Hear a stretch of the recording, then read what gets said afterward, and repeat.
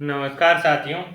Daily India current affair के session में आपका स्वागत है। आज का सेशन रहेगा साथियों 2 अगस्त 2024 इंडिया करंट अफेयर्स का।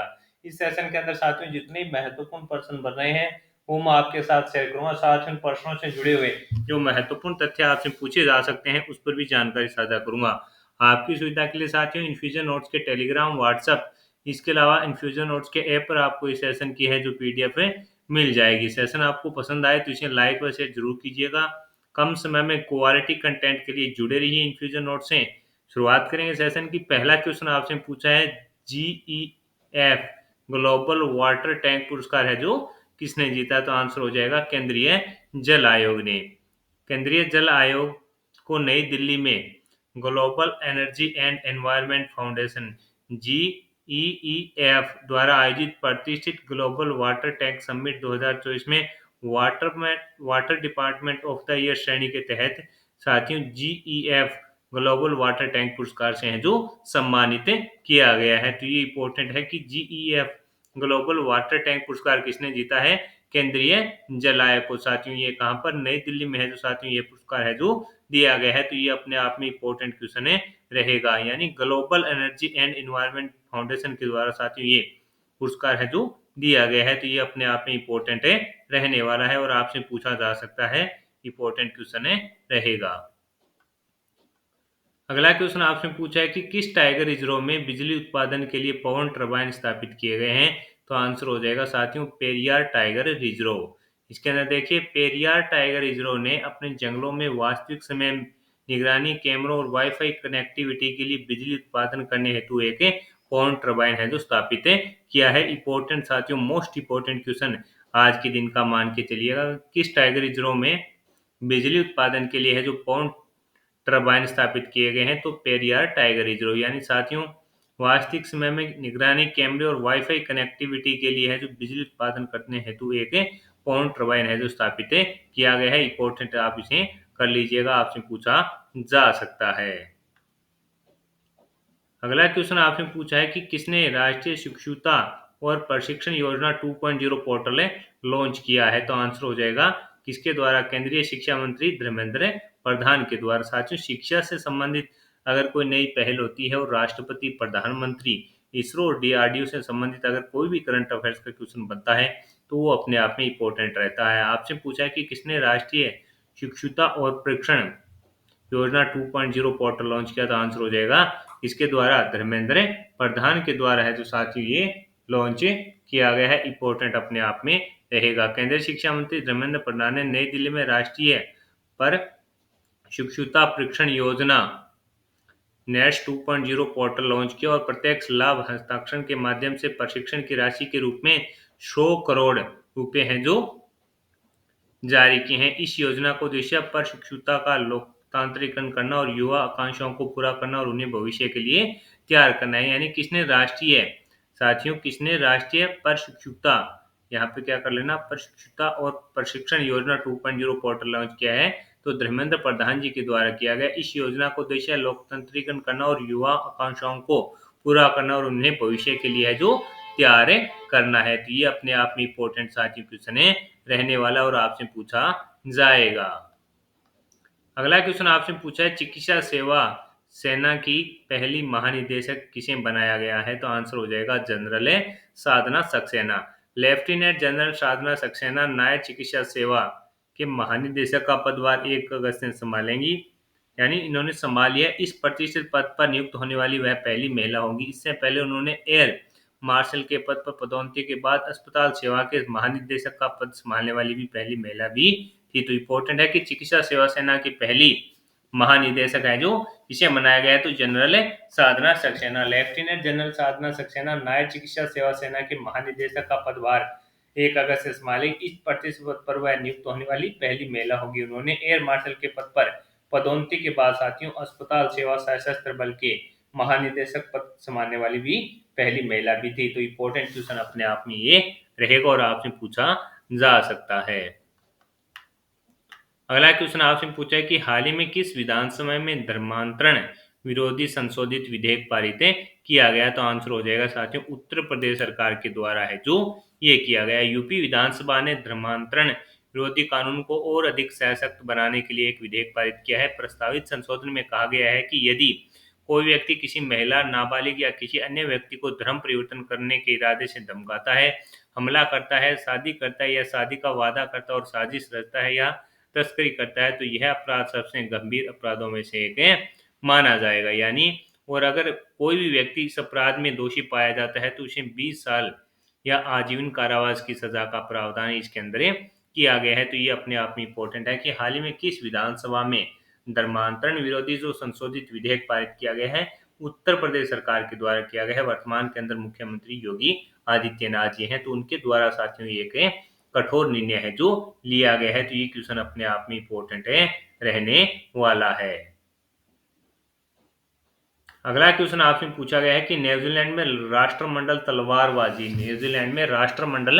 तलवारबाजी चैंपियनशिप में हर्षित कोहली ने कौन सा पदक जीता? तो आंसर हो जाएगा रजत। भारत का प्रतिनिधित्व करने वाले जम्मू कश्मीर के तलवारबाजों ने न्यूजीलैंड में राष्ट्रमंडल तलवारबाजी चैंपियनशिप में 1 रजत और 3 कांस्य पदक प्राप्त करके देश को गौरवान्वित किया है। हर्षित कोहली ने सेबर टीम इवेंट के अंदर रजत पदक जीता। श्रेया गुप्ता ने सेबर व्यक्तिगत इवेंट के अंदर है जो साथियों कांस्य पदक अर्जित किया। छवि शर्मा, सुफायन वहीद सोहिल ने है जो कांस्य पदक जीते। टोटल अगर आपसे पूछे साथियों तो 1 रजत और 3 कांस्य हो गए, तो टोटल कितने हो गए? तो आंसर हो जाएगा साथियों आपका 4 पदक हैं जो इसके अंदर है जीते हैं। तो ये भी इंपॉर्टेंट है, आपसे पूछा जा सकता है कि न्यूजीलैंड में राष्ट्रमंडल तलवारबाजी जो चैंपियनशिप है उसके अंदर भारत ने कुल कितने पदक जीते? तो टोटल जीते हैं 4। इसके अलावा पूछे कौन से? तो 1 रजत और 3 कांस्य पदक इसके अंदर रहने वाले हैं। रजत किसने जीता है? तो आंसर हो जाएगा साथियों आपके हर्षित कोहली ने है जो इसके अंदर रजत जीता है, वो भी टीम इवेंट के अंदर। ये आपको याद रखना है। अगला क्वेश्चन आपसे पूछा है भारतीय आभूषण बाजार में प्रवेश के लिए इंद्रियाओं को किसने लॉन्च किया? तो बिरला ग्रुप के द्वारा इसको लॉन्च किया गया है। आदित्य बिरला समूह ने इंद्रिया के लॉन्च के साथ 6.7 लाख करोड़ रुपए के भारतीय आभूषण खुदरा बाजार में है जो कदम में रख दिया है। तो ये अपने आप में इंपॉर्टेंट है कि भारतीय आभूषण बाजार में प्रवेश के लिए इंद्रिया को है जो किसने लॉन्च किया? तो बिरला ग्रुप है साथियों। आदित्य बिरला समूह ने 6.7 लाख करोड़ के भारतीय आभूषण खुदरा बाजार में है जो कदम में रखा है। तो ये अपने आप में इंपॉर्टेंट क्वेश्चन है रहेगा और आपसे पूछा जा सकता है।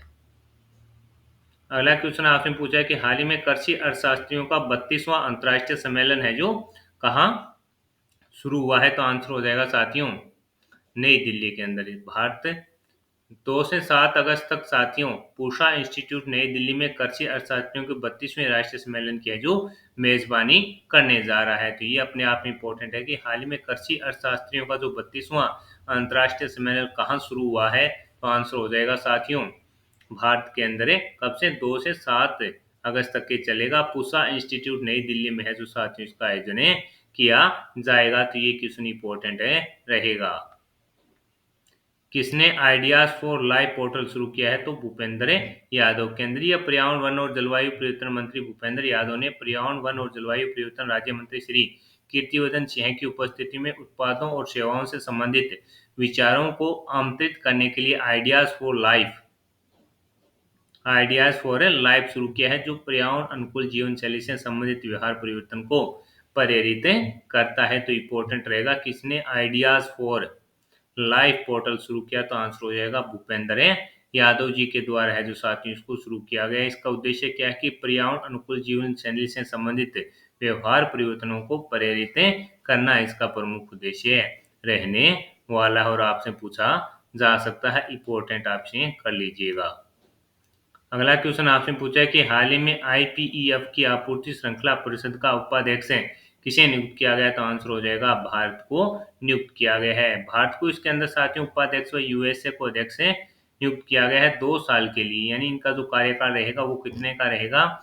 2 साल का साथियों इनका कार्यकाल रहेगा। और इसकी स्थापना है जो 2022 में जो बाइडेन ने है जो इसकी स्थापना की थी। 14 देश इसके सदस्य हैं। यानी वर्तमान के अंदर अगर आपसे पूछे कि कितने सदस्य राष्ट्र इसके सदस्य हैं तो आंसर हो जाएगा 14 राष्ट्र इसके सदस्य हैं। और इसकी स्थापना है जो बाइडेन के द्वारा साथियों 2022 में की गई थी। अंटार्कटिका में जाने वाली पहली भारतीय महिला सुदीप्त सेन गुप्ता की कौन सी पुस्तक लॉन्च हुई है? तो आंसर हो जाएगा ब्रेकिंग रॉक्स एंड बैरियर्स। कौन सी? ब्रेकिंग रॉक्स एंड बैरियर्स है जो पुस्तक साथियों लॉन्च हुई है। अंटार्कटिका में जाने वाली पहली भारतीय महिला सुदीप सेन गुप्ता की पुस्तक जो हाल ही के अंदर लॉन्च हुई है वो आपको याद है रखना है, वो रहेगी ब्रेकिंग रॉक्स एंड बैरियर्स। तो इम्पोर्टेंट क्वेश्चन आप इसे मान के चलिएगा। अब अपने साथियों जो कल करंट अफेयर्स पढ़ा था उसका रिवीजन करते हैं। कल हमने पढ़ा था टोक्यो में महात्मा गांधी की प्रतिमा का अनावरण किसने किया? एस जयशंकर प्रसाद। यूपीएससी की नई चेयरमैन पर्सन कौन बनी? प्रति सूदन। सेबी ने निवेशकों के लिए कौन सा चैटबॉट शुरू किया है? सेवा। ये इंपॉर्टेंट क्वेश्चन है। यूपीएससी की जो नई चेयरपर्सन बनी है प्रति सूदन है, क्योंकि साथियों दिल्ली लगातार चर्चा में है और आईएएस की जो कोचिंग है यानी यूपीएससी की वो भी इम्पोर्टेंट है और चर्चा में है। वहाँ पे 3 जो छात्र थे साथियों उनकी जो अपने देखा था कि उनकी मृत्यु हो गई थी उसके खिलाफ है जो वहाँ पर जो कोचिंग संस्थान है उनके खिलाफ है जो साथियों वो जो छात्र वहाँ पर तैयारी कर रहे हैं साथी वो क्या कर रहे हैं? कार्रवाई की जो मांगे कर रहे हैं। पूर्व सैनिकों के लिए ई सेहत टेली कंसल्टेंसी सेवा किसने शुरू की है? भारतीय सेना के द्वारा। अखिल भारतीय समागम कहाँ जीत किया गया? नई दिल्ली। बेल्जियम ग्रैंड प्रिक्स किसने जीती? Lewis Hamilton. Tech leaders forum of India कहाँ लॉन्च हुई है? यूई के अंदर है जिसको साथियों लॉन्च किया गया है, ये भी आपको याद है रखना है। इसके अलावा विश्व एजुकेशन है साथियों उसका भी आयोजन है जो यूएई के अंदर है किया जा रहा है। हाल ही में इंग्लिश चैनल को पार करने वाली दुनिया की सबसे कम उम्र की पेरा तेरा कौन बनी? जिया रॉय बनी है। ये कहाँ की रहने वाली है जिया रॉय अगर आपसे पूछा जाए तो साथियों ये मुंबई महाराष्ट्र की रहने वाली है। हाल ही में भारत सरकार ने किसे सैटेलाइट ट्रैकिंग सुविधा स्थापित करने की मंजूरी दी है? तो आंसर हो जाएगा ध्रुव स्पेस को। इसको ध्रुव स्पेस को साथियों ये मंजूरी प्रदान की गई है। 2024 की दुनिया की सबसे बेहतरीन जगह में कितने भारतीय स्थानों को शामिल किया गया है? तो आंसर हो जाएगा 3 भारतीय स्थानों को शामिल किया गया है। इसके अलावा साथियों एक जो क्वेश्चन है कि हाल ही में डब्ल्यूटीओ की रिपोर्ट के अनुसार भारत को डोपिंग रोधी शुल्कों में वैश्विक स्तर पर कौन सा स्थान मिला? तो आंसर हो जाएगा दूसरा स्थान है जो मिला है। इस सेशन के अंदर साथियों जितने ही महत्वपूर्ण पर्सन इंडिया करंट अफेयर्स के बन रहे थे वो मैंने आपके साथ शेयर कर दिए हैं। साथ ही उन प्रश्नों से जुड़े हुए जो महत्वपूर्ण फैक्ट आपसे पूछे जा सकते हैं उस पर भी जानकारी साझा कर दी है। सेशन आपको पसंद आया है तो इसे लाइक व शेयर जरूर कीजिएगा। कम समय में साथियों क्वालिटी कंटेंट के लिए जुड़े रहिए इन्फ्यूजन नोट से। इससे बाहर आपका साथियों इंडिया करंट अफेयर्स का क्वेश्चन जाएगा नहीं। हम अपने कौन सा भी एग्जाम हो साथियों उसके अंदर है जो 90% यानी 90% के आसपास इस कम समय वाली जो क्लास है करंट अफेयर्स की उससे साथियों आपका करंट अफेयर्स है जो कवर कर लेंगे। पीडीएफ के लिए आपको इन्फ्यूजन नोट्स के टेलीग्राम व्हाट्सएप और ऐप को डाउनलोड कर लेना है, वहां पर आपको करंट अफेयर्स है जो मिलता रहेगा। इसके अलावा यूपी बिहार हरियाणा एमपी का भी करंट अफेयर्स है जो साथियों आपको पीडीएफ के रूप में है जो ऐप पर मिल रहा है। सेशन आपको पसंद आ रहा है तो इसे लाइक और शेयर जरूर कीजिए। ऐप को जरूर डाउनलोड कीजिए और इन्फ्यूजन नोट्स के ऐप को साथियों 5 स्टार रेटिंग देने का काम आपको करना है। तो ये प्रयास अगर सार्थक लग रहा है तो इसे लाइक और शेयर जरूर कीजिएगा। जुड़े रहिए इन्फ्यूजन नोट्स से। धन्यवाद साथियों।